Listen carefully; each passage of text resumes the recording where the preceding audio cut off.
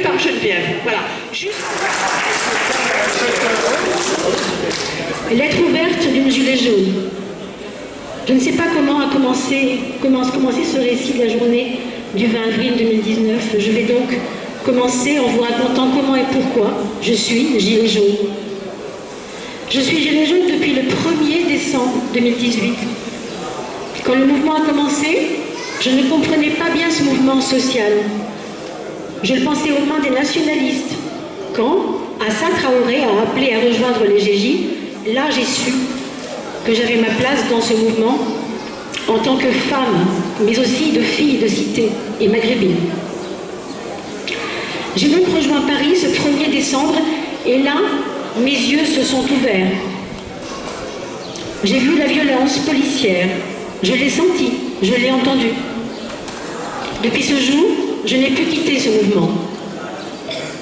J'ai fait les 12 premiers actes sur Paris.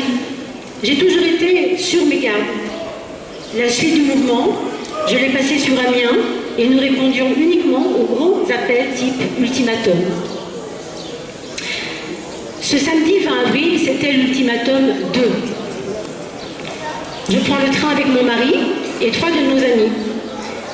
On est heureux d'être là, ça fait plus d'1 mois que nous ne sommes pas rendus à Paris. On arrive à la gare du Nord, il est 9h du matin. On décide de marcher jusqu'au point de rendez-vous à Paris-Bercy. Aucun d'entre nous n'est contrôlé et nous sommes perplexes, car c'est une première. Nous arrivons au point de rendez-vous et là, c'est la fête des gilets jaunes. Il y en a qui chantent, il y en a qui dansent, qui échangent sur le grand blabla. Il fait beau, il fait chaud. Les gens ont le sourire. Il est environ 13h quand nous quittons la place et nous commençons à marcher dans les rues de Paris.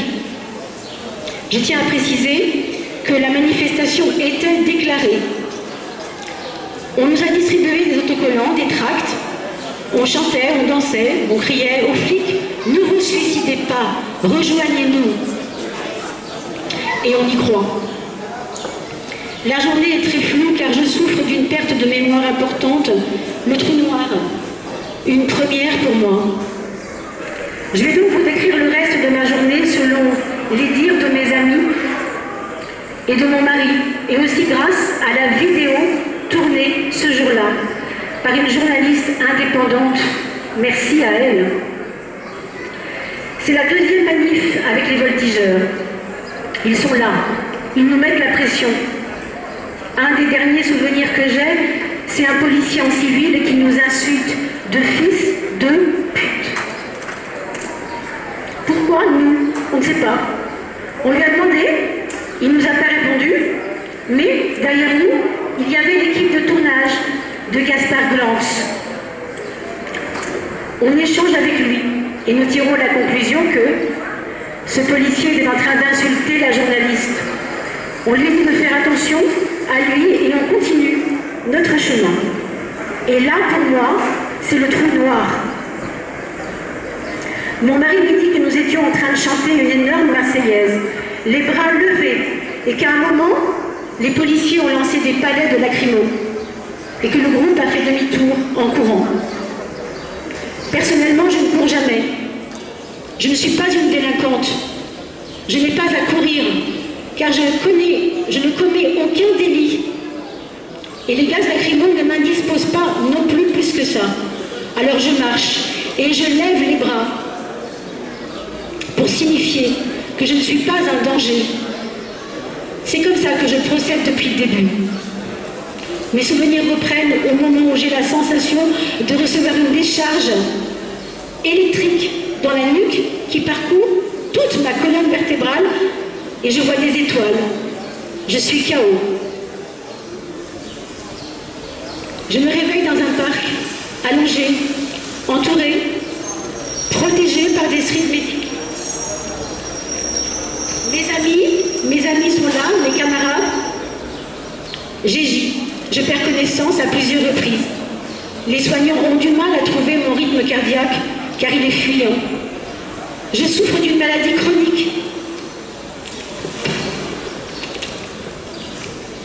Et je pense avoir pris un antidouleur juste avant de venir, avant l'agression, ce qui pourrait expliquer le fait que je n'ai pas trop mal sur le visage et le corps.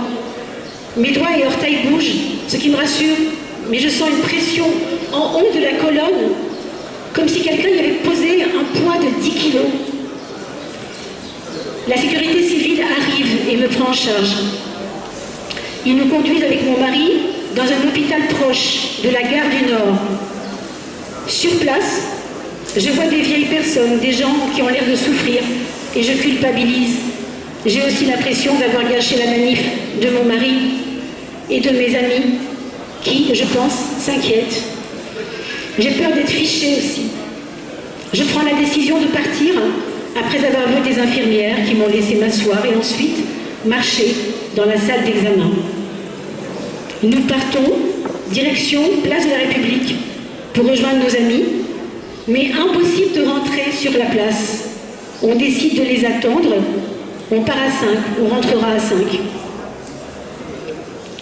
Le lendemain, c'est la fête de Pâques. Je ne veux pas raconter à ma famille ce qui s'est passé. Et à vrai dire, à ce moment-là, je ne sais même pas non plus ce qui s'est réellement passé. Je pense que c'est une grenade de désencerclement qui a dû péter pas loin et qui m'a projeté un morceau de caoutchouc dans la nuque.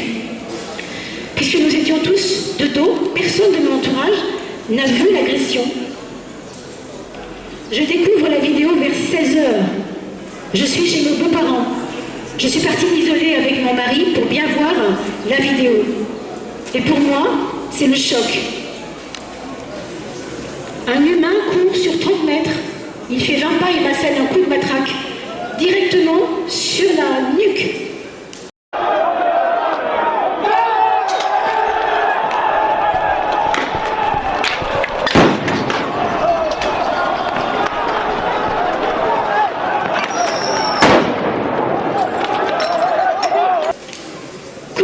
Cet homme a pu, comment a-t-il pu se dire « je vais la taper là, à cet endroit du corps non réglementaire » alors que j'étais de dos et que je marchais et que j'avais les bras levés. Encore aujourd'hui, je ne comprends pas. Il aurait suffi qu'il me crie « dégage, bouge » ou qu'il me pousse. Mais non, il a choisi de me taper. Et ses collègues ont fait le choix de chevaucher mon corps inanimé sur le sol, pendant qu'un autre braquait mon mari, à l'aide d'un flashball, car il venait à mon secours. J'ai beaucoup de chance, car aujourd'hui je marche, je bouge les bras, mais j'aurais pu être tétraplégique. J'ai une entorse des cervicales, un écrasement des disques C3, C4 et C5, et une raideur de la nuque. Toute ma vie, je garderai les stigmates de cette agression. Mais ce n'est pas le pire. Le pire, c'est le traumatisme. Oui, je suis traumatisée. Toutes les nuits depuis le 21 avril, je me réveille entre 5 et 8 fois par nuit, en transpiration et en panique. Et je fais toujours ce même cauchemar.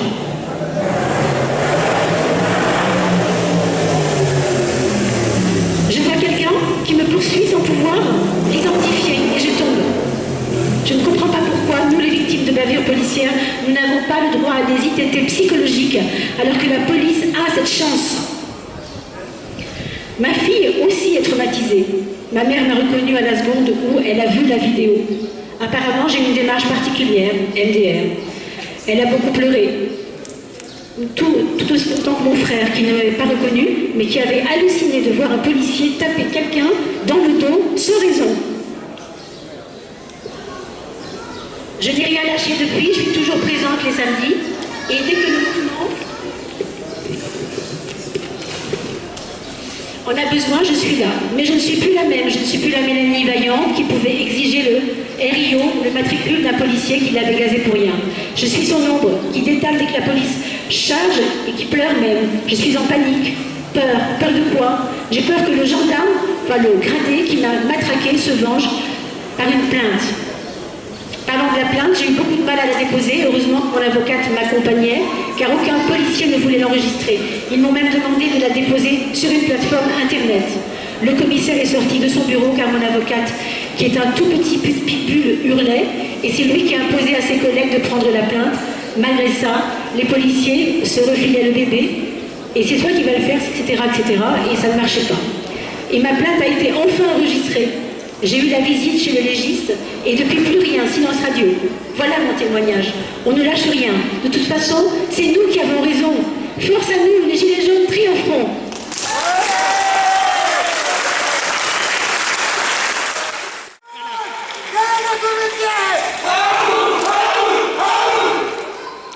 Merci beaucoup Geneviève, et évidemment une grosse pensée pour Mélanie. Sans transition, même si c'est un peu compliqué après un témoignage comme ça, je passe la parole à Marie-Hélène pour Solidaire 76.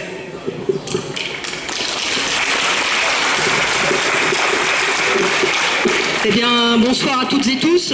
Pour le syndicat Solidaire 76, il était naturel d'accepter l'invitation de venir discuter et renforcer l'unité face à la répression. Moi, je vais d'abord vous parler d'un certain nombre de camarades et de collègues et de militants syndicalistes victimes de la répression gouvernementale, victimes de la répression patronale.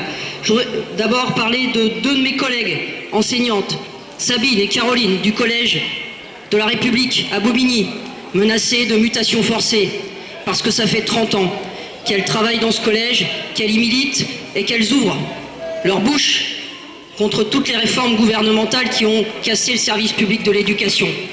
Je voulais vous parler d'Oriane, inspectrice du travail au Havre, militante à Sud Travail.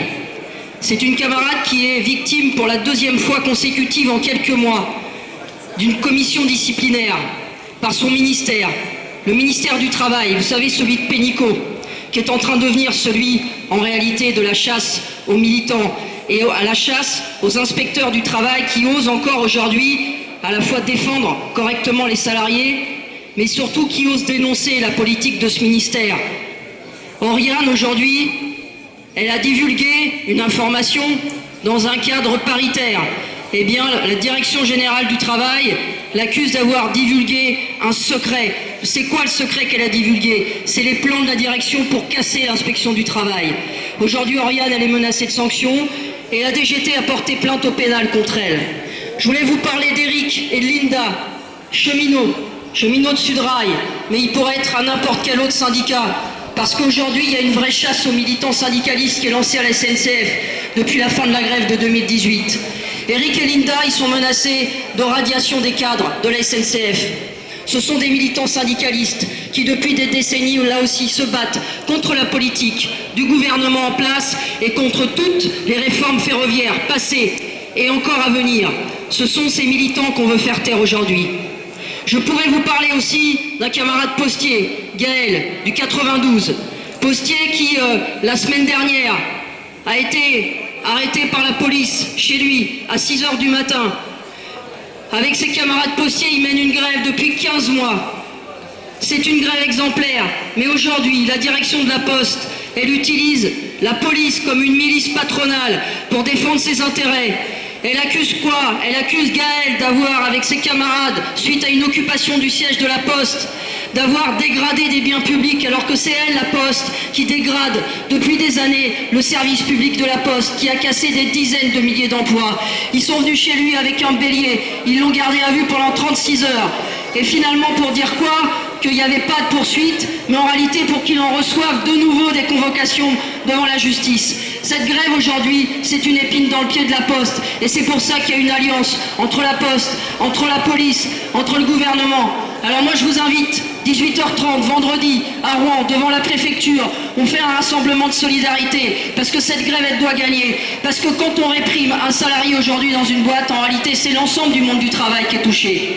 Je voulais vous parler aussi d'un camarade de Sud Santé qui s'appelle Laurent, qui a perdu un œil en 2016 lors d'une manifestation contre la loi travail. Parce que les tirs de LBD, les tirs de grenades de désencerclement, ils ont commencé en 2016 pendant la loi travail contre l'ensemble des militants syndicalistes, contre l'ensemble des travailleurs qui manifestaient contre cette loi. Laurent, il a perdu un œil, mais il a gagné une chose, il a gagné un procès contre son assassin, contre celui qui voulait le tuer, parce que quand on lance une grenade de désencerclement à la tête de quelqu'un, on lui crève un œil mais on aurait pu le tuer. Et bien le policier qui a tiré cette grenade de désencerclement, il va être jugé aux assises. Et ça, c'est très important. Il faut que le procès ait lieu. Parce que ce qui se passe aujourd'hui contre les militants syndicalistes, ce qui se passe aujourd'hui contre les gilets jaunes, la violence policière, ça nous concerne tous et toutes. Et puis après, je voulais vous parler de cette violence. En réalité, de cette violence patronale qui touche tous les jours les salariés, le monde du travail. Cette violence au quotidien, celle qui nous exploite. Vous avez dû voir le procès Lombard, France Télécom, des gens qui se sont suicidés. Cette violence patronale, ce sont les dizaines de milliers de licenciements, ce sont les plans de licenciement qui sont annoncés encore aujourd'hui. À New Look, chez Ford, à New Look, ils occupent le magasin des docks. Allez les voir. Cette violence patronale, cette violence gouvernementale, elle a un but. Bien sûr, c'est de nous faire taire, nous faire accepter leur système, nous faire rentrer dans le rang, pour mieux nous exploiter, pour mieux engranger les profits, leurs bénéfices. Alors bien sûr aujourd'hui on a l'impression de perdre des batailles, parce que c'est une guerre sociale qui mène contre nous. Mais comment on va faire pour renverser la tendance, pour plus subir, pour plus avoir simplement la répression? Si on est des milliers à la subir, si on devient des millions dans la rue, si on fait converger nos luttes, si on passe à l'acte je sais plus combien, on est là, comme on chante dans les manifestations. Ben, il faudra qu'on soit là, dès la rentrée, et qu'on arrête de lutter secteur par secteur. Les enseignants, les postiers, les hospitaliers, les gilets jaunes, les jeunes. On va les faire le service national universel. On va les préparer à la guerre. Je pense que c'est ça qui doit nous révolter aujourd'hui. On va gagner. Oui, on peut gagner. Pour ça, il faut un plan de bataille. Oui, il faudra bloquer l'économie du pays. Oui, il faudra une grève générale. Et ça viendra de nous, de notre force collective à la base. On va gagner pourquoi? Parce qu'on veut une autre société, on veut que nos vies elles ressemblent plus à celle-là, on veut plus perdre un œil, un bras, on veut plus perdre la vie comme ce jeune qui est tombé dans la Loire, poussé par la charge des policiers à Nantes lors de la fête de la musique. Ça, on n'en veut plus. Voilà. Alors si on veut plus de ça, il faut s'unir pour plus subir, et on se donne rendez-vous en septembre. Et on est des millions, donc c'est nous qu'on va gagner.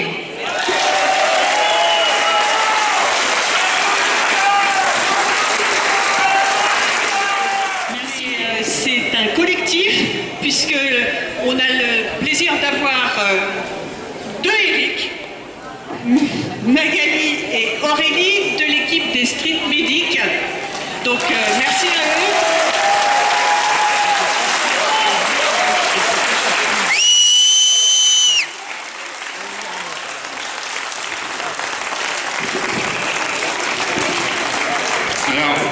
Bonsoir à tous.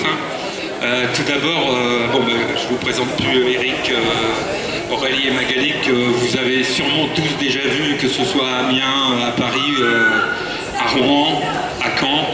Donc on essaye d'être là où il faut quand on a les bonnes infos. Notre manière de travailler aujourd'hui a complètement changé au fur et à mesure des manifestations également, puisqu'on a remarqué, on essaye de s'adapter. On se structure de plus en plus. Alors quand je parle de structure, c'est surtout face... Il faut savoir que dans l'esprit, on est avec vous. Sur la forme, sur le terrain, on est obligé d'être médic. D'accord ? Ce qui fait qu'on ne peut pas nous interdire de travailler. Bien qu'ils essayent de le faire, il y a quand même des lois qui font que la non-assistance à personne en danger peut être punie, mais pire encore, l'entrave à l'assistance à personne en danger l'est également. Donc ça, on le met en avant. Donc nous, on a écrit une charte, en fait, qui est assez précise sur qui on est, comment on le fait, qu'est-ce qu'on fait, ce dont on doit respecter. Alors, je ne sais pas si quelqu'un veut la lire, la charte. Non, personne. Bon. Globalement, tout est écrit. Il arrive même qu'on la remette au commissaire de police quand on arrive sur une manif, comme celle de Rouen, on a profité. On nous a dit, ok, vous êtes carré, hein, mais il faut savoir qu'on l'aura fait. Faut que je colle? D'accord.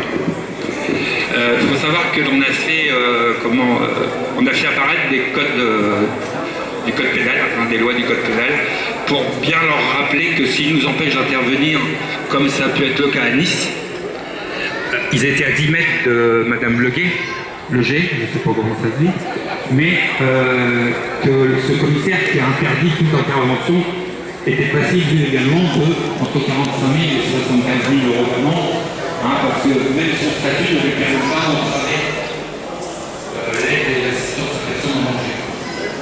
Ça, c'est une première chose. Donc nous, on l'utilise.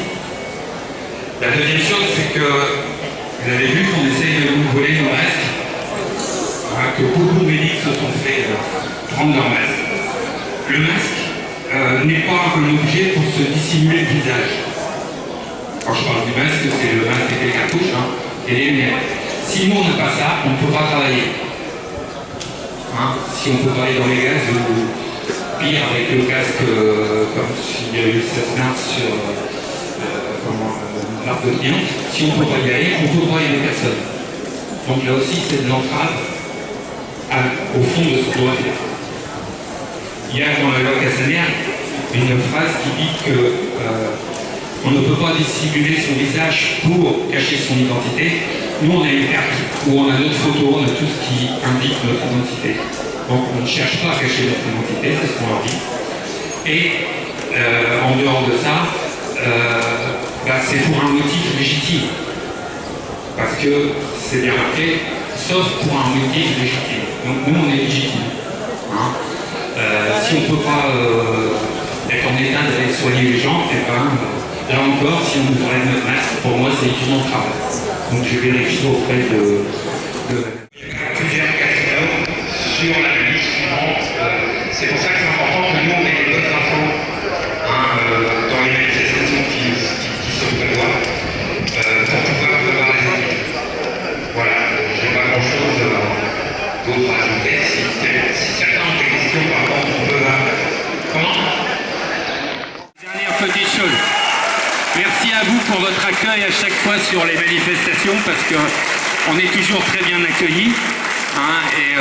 Merci à vous parce que c'est important pour nous aussi de vous avoir derrière vous.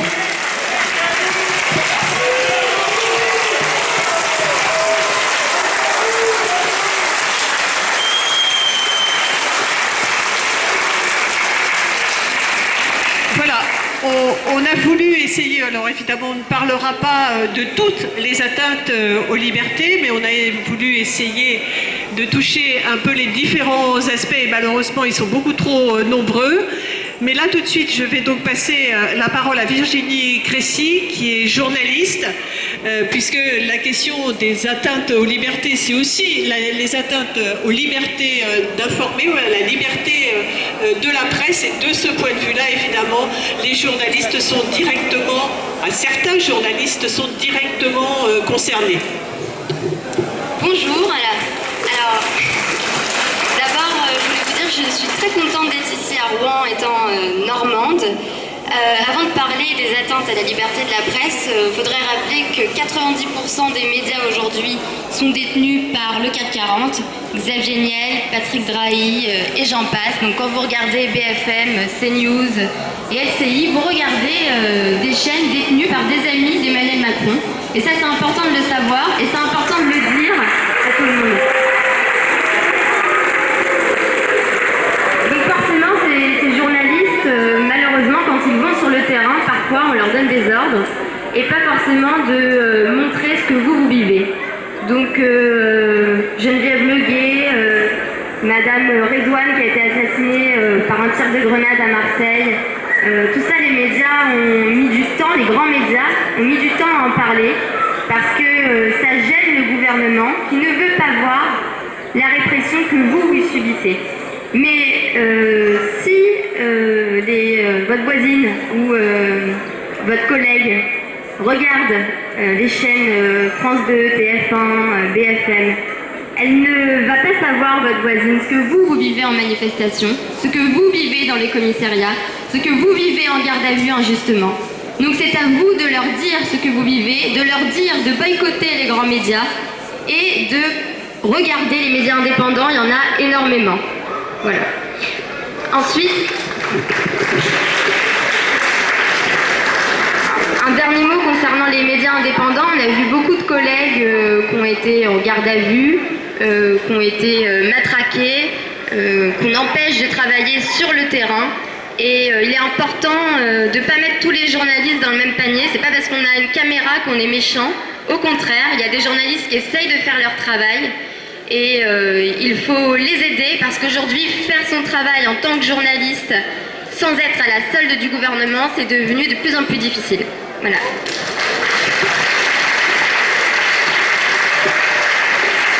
À qui la parole? Merci. C'est bon. J'ai fait court. Prise absolument par surprise. Donc Jimmy, qui du coup n'est pas prêt. Le petit Jimmy est demandé au micro. Hein.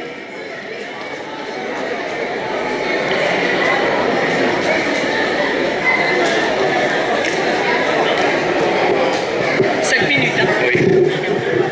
Merci à tous d'être présents ce soir, ça fait chaud au cœur.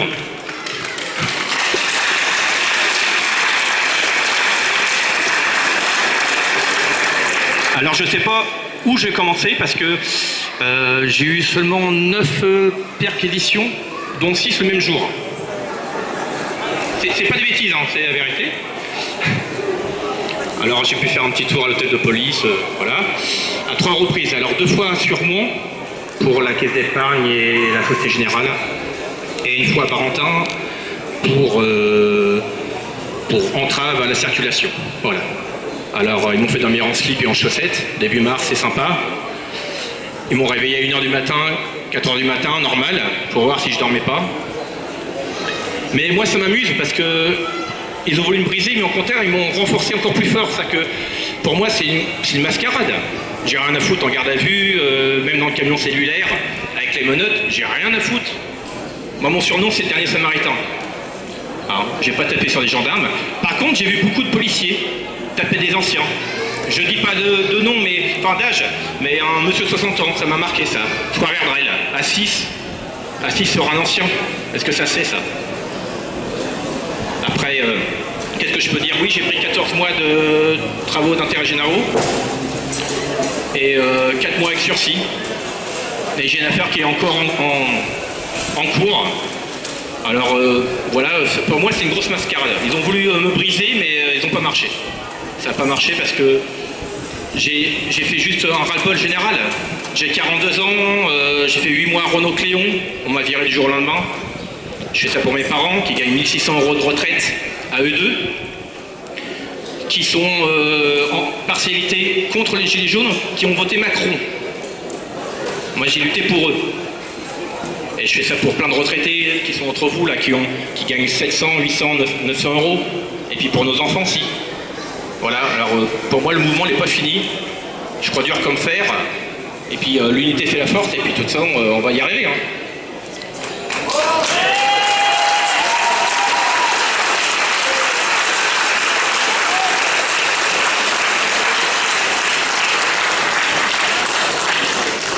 Et ce qui est bien cette manif, c'est qu'il y a un truc qui m'a un peu interloqué, mais dans le positif, c'est que j'ai l'impression d'avoir que des copains. Ça, je parlais avec quelqu'un de 50 ans, c'était une dame que j'avais l'impression de connaître depuis 10 ans. Après, je parlais avec un jeune, et c'était le tutoiement, obligatoire. Enfin, obligatoire. Mais moi, franchement, ça m'a... Voilà, c'est ça qui fait peur au peuple, c'est qu'on a réappris à se reparler. Toute génération, tout corps politique et toute religion. Et ça fait peur. Ça fait peur parce que, bah voilà, on a réappris à reparler. Moi, j'ai pas Internet. Mais pour ceux qui ont Internet, ils ont été étonnés qu'on a plein de copains. Et voilà, quoi, suite à ça, j'ai plein de copains, plein d'amis maintenant avec les Gilets jaunes et je suis vraiment fier d'être leur pote. Et je suis fier d'être ici ce soir.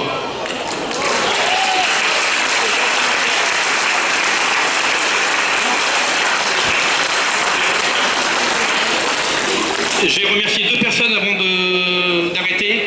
Géraldine qui est ici, qui m'a beaucoup soutenu moralement, et mon avocate, Chloé, très bonne avocate, qui est jeune et compétente.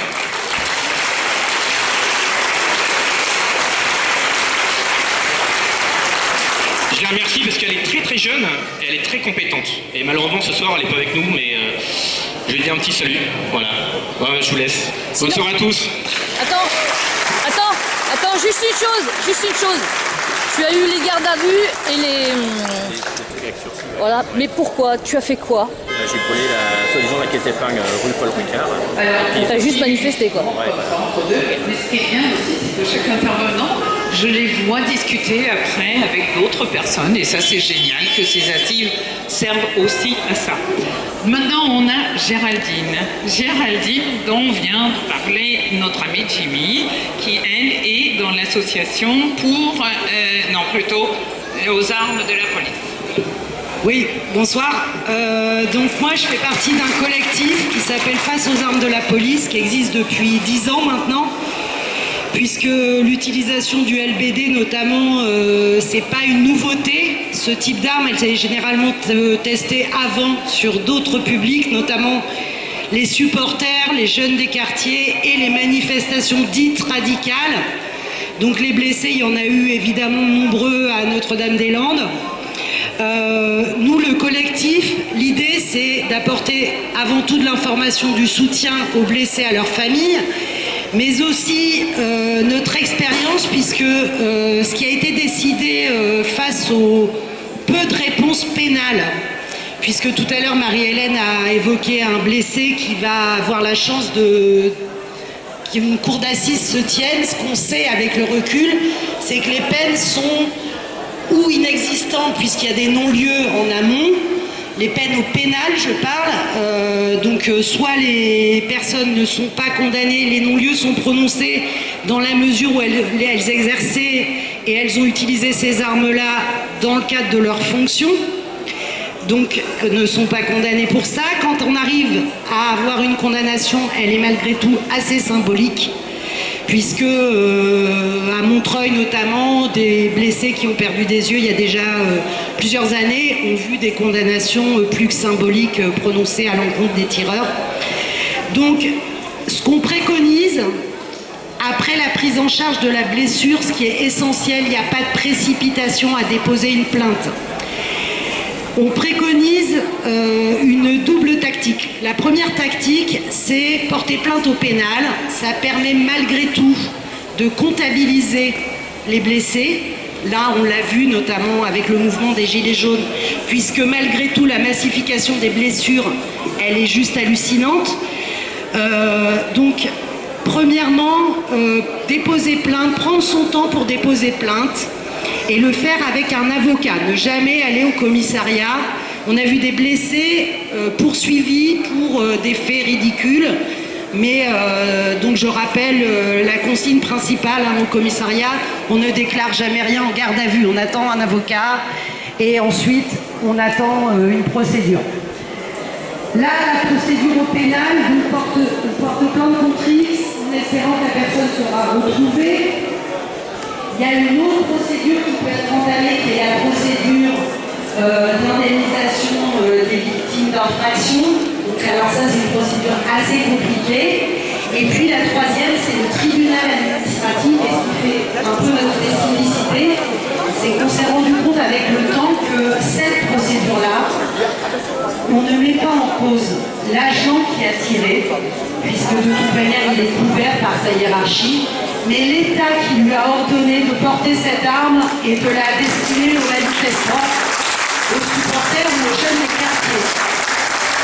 Le tribunal administratif, c'est la seule procédure où les gens obtiennent quasi systématiquement des indemnités, donc la reconnaissance de leur statut de victime. Certains d'entre nous ont peur, c'est légitime. Ce n'est pas surprenant. Mais nous apprenons, et même si cet acharnement à nous détruire dénote en fait une fébrilité de l'État, nous savons que notre seule chance d'être victorieux réside dans le nombre. C'est pourquoi la convergence de ce soir est un peu d'augure pour l'avenir. Les Gilets jaunes, majoritairement, comprennent les interrogations et les débats qui existent au sein des organisations politiques, et surtout syndicales. Les questionnements sur cette irruption spontanée de milliers de citoyens, primo-manifestants et inexpérimentés. Je sais que vous avez souvent travaillé, trop souvent,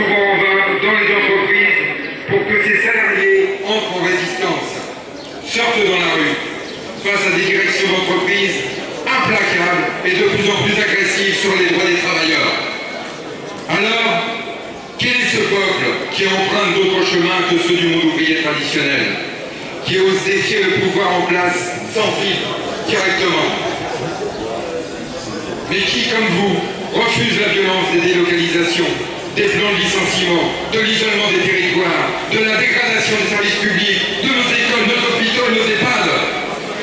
Quel est ce peuple qui accuse les grands groupes industriels et financiers d'exacerber le consumérisme, de piller les ressources de la planète, de détruire les écosystèmes et décimer le monde animal sans scrupule? Je finirai ainsi. Nous sommes déterminés à arrêter cette violence silencieuse qui nous frappe au quotidien, en freinant le consumérisme avec nos compagnons écologistes, en attirant les imbéciles avec nos camarades syndiqués, en manifestant toutes et tous ensemble, déjà le 29 juin à Paris. Et je terminerai ainsi. Nous ne savons pas combien nous aurons de petits matins, mais nous savons une chose. Nous savons que le grand soir viendra d'un petit matin.